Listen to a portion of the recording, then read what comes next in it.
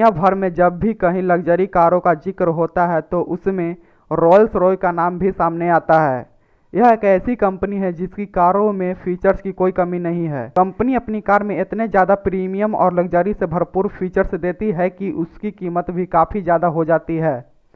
अब कंपनी ने एक ऐसा कार को लॉन्च किया है जिसकी कीमत 200 करोड़ रुपए है और इसका नाम बोट टेल है। आपको बता दें कि इस बोट टेल के सिर्फ 3 यूनिट्स बनाए गए हैं।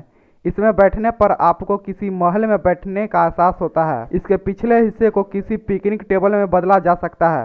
यह कार सिर्फ 5 सेकंड में 0 से 100 किलोमीटर प्रति घंटा की रफ्तार पकड़ सकती है। यदि आपको यह रोल्स रॉय के बारे में जानकारी अच्छी लगी तो हमारे चैनल को सब्सक्राइब करना ना भूलें ताकि ऐसे ही वीडियो का नोटिफिकेशन आपको जल्द से जल्द मिल सके।